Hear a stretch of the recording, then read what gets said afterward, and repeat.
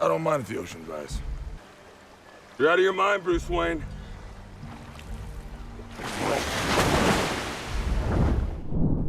DCU is moving forward with new James Gunn movies and web series like Supergirl Woman of Tomorrow, Superman, DC Swamp Thing, Lanterns, The Brave and the Bold, Booster Gold, Creature Commandos, and Waller. However, the release of Aquaman and the Lost Kingdom has led to uncertainty about the future of Aquaman 3. In the chronological order of watching DCEU movies, Aquaman and the Lost Kingdom is technically the last entry before the DC Universe undergoes a transition with James Gunn's DCU movie and TV lineup in 2024, essentially rebooting the DC Universe on film. This shift has raised questions about the fate of DCEU superheroes. Some characters will be retained in the new universe, such as Peacemaker and Amanda Waller, while others, like Henry Cavill's Superman, are facing recasting. This creates uncertainty around Jason Momoa's continuation as Arthur Curry in Aquaman 3 amid the evolving landscape of the DC Extended Universe. Aquaman and the Lost Kingdom may mark the conclusion of the DCEU's 10-year run, but it doesn't aim to tie up all the loose ends from previous trilogies and post-credit scenes. The sequel, directed by James Wan, focuses on concluding Arthur Curry's story without delving into every unresolved plot thread. In Aquaman, Arthur Curry faced enemies including David Kane, also known as Black Manta, who sought vengeance for his father's death at Arthur's hands. The post-credit scene of Aquaman hinted at Black Manta becoming the next significant threat, and the sequel, Aquaman and the Lost Kingdom, delivers on that promise. The movie begins with Arthur and Mera living happily after the events of Aquaman, having married, had a baby, and assumed their role as Atlantis rulers.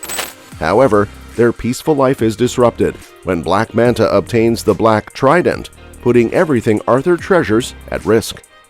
Acknowledging his unfamiliarity with ancient technology, Arthur seeks help from his imprisoned half-brother Orm. Together, they embark on a buddy cop-style adventure to stop Black Manta from causing irreversible damage to the planet's climate and destroying Atlantis. In Aquaman and the Lost Kingdom, the focus remains on Arthur Curry's story, wrapping up his narrative without attempting to resolve all loose ends from previous films. Despite having made enemies in the past, Arthur bears no ill will towards his half-brother Orm. The movie explores their relationship as Arthur attempts to save Orm from prison, creating a new understanding between the brothers.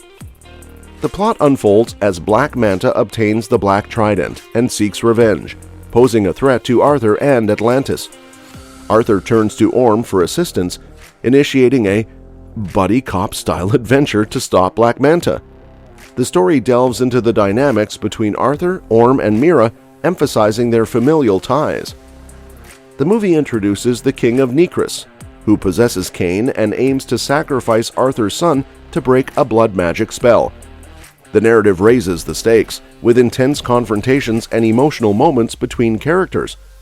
Orm and Arthur reconcile, and they work together to defeat the King of Nekris, showcasing the importance of brotherhood. The film concludes with Atlantis revealing itself to the world, addressing one of Arthur's key beliefs. The DCEU ends on an oddly hopeful note, providing a gentle send-off to the characters without the need for cliffhangers. The mid-credit scene adds a touch of humor, allowing for a fun moment without teasing future DCEU developments. Overall, Aquaman and the Lost Kingdom focuses on concluding Arthur Curry's story and providing closure to his character within the DC Comics universe. With that being said, director James Wan has hinted that Aquaman and the Lost Kingdom sets up a possible return for Jason Momoa's Aquaman in Aquaman 3. During a trailer screening event, Wan mentioned that the ending of the movie teases a future for Momoa's Aquaman, indicating that the character's story has more places to go. He stated that the conclusion of Aquaman and the Lost Kingdom sets up a direction for the story, hinting at something bigger.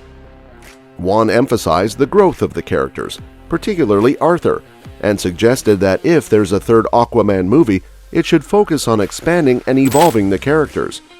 He mentioned that the second movie has set up elements that could be drawn upon for a third installment. While he didn't provide specific story details, Wan expressed the importance of character development in the potential third Aquaman film. In an interview with Entertainment Weekly, Wan highlighted the growth of Arthur's character from a wanderer to someone with a clearer direction. He suggested that a third movie should continue this theme of character development. Aquaman 3 could explore a storyline inspired by a major comic book moment involving Black Manta and Aquaman's family. The potential plot could involve Black Manta targeting and killing Aquaman's son, a storyline that has roots in the comics. This tragic event could serve as a significant turning point for Aquaman's character, leading to emotional growth and development.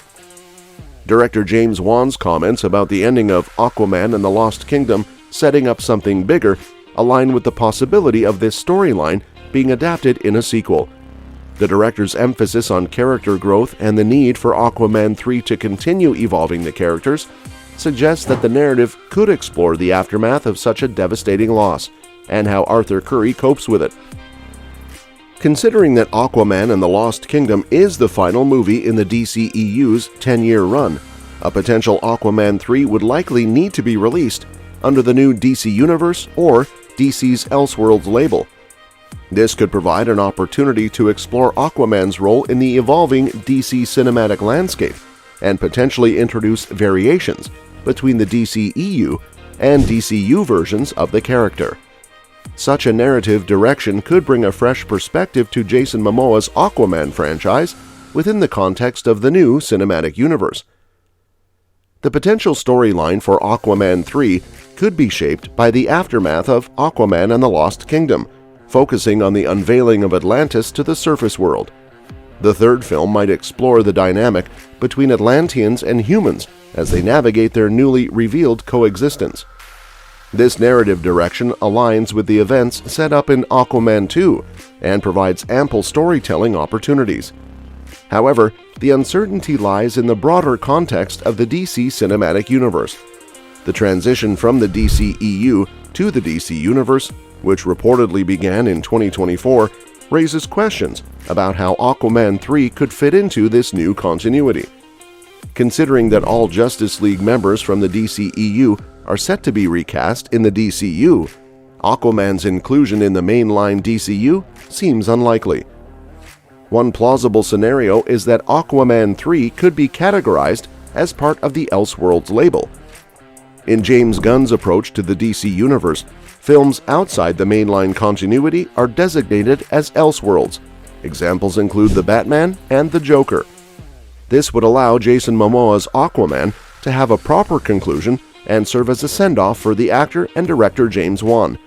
The film could exist in a separate continuity from the DCU, enabling Gunn to introduce his own version of Aquaman within the core universe. If Aquaman and the Lost Kingdom paves the way for a sequel, potential returning cast members include Jason Momoa as the titular hero, Arthur Curry Aquaman, Nicole Kidman as Queen Atlanna, and Patrick Wilson as Orm, who underwent a redemption arc in the second film. The return of Amber Heard as Mera is uncertain due to external circumstances. Other cast members who could make a comeback for Aquaman 3 include Dolph Lundgren as Nereus, Randall Park as Stephen Shin, Tamira Morrison as Thomas Curry, and John Rhys-Davies as the Brine King. Depending on the storyline, a potential time jump might introduce a grown version of Aquaman and Mera's son, with a new actor taking on that role. The final cast for Aquaman 3 will ultimately hinge on the creative decisions made by the filmmakers and the direction of the story. Well, that's that for today's video.